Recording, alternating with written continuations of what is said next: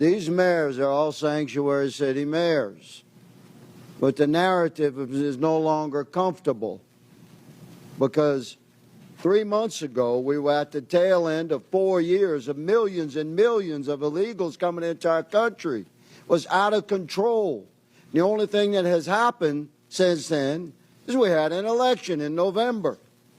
And now we're not pulling the curtain back. We have ripped the curtain from the rods.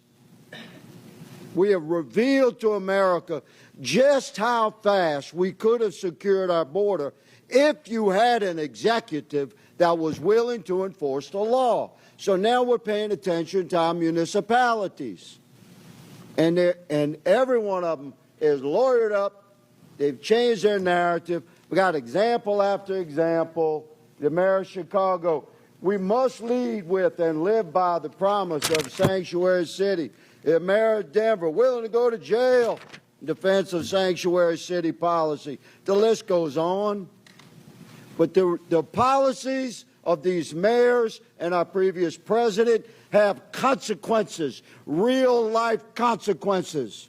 I have a family here today, Mr. Chairman, who lost their beautiful loved one. This young man was killed by an illegal immigrant in Texas that never should have been in our country. He'll never be here to raise his daughter, Anne Marie, to love and cherish and honor and uphold his beautiful wife, Olivia. And you mayors have responsibility, not just to your communities and the citizens you just want to serve, but by extension to the entire republic. And let me clarify, I was a cop for a long time. To honor the jurisdictional authority of another law enforcement agency, you do it every day in your city.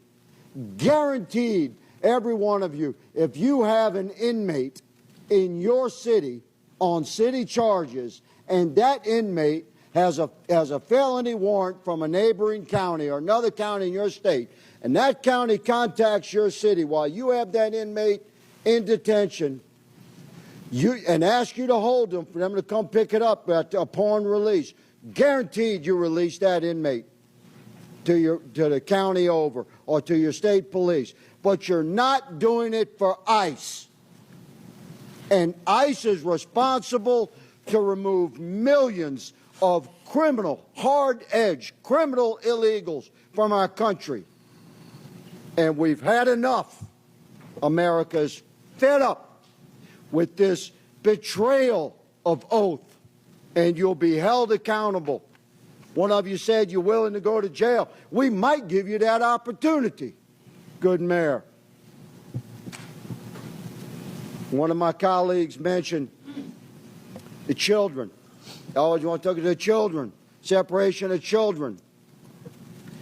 At any given time in America, there's 750 to 850,000 American citizen parents of minor children incarcerated in our country. If you commit a felony in America, you get arrested and prosecuted and convicted and incarcerated, you can expect to be separated from your children. But let me say, there's a sunset to that separation, because when you do your time, you'll be released. You can return to your family. This young man will never return to his family, and he should have never been removed from his family. If we had a president and heads of our municipalities that were willing to uphold the federal law that exists. America is moving into a new era of enforcement of our own laws. Welcome to it.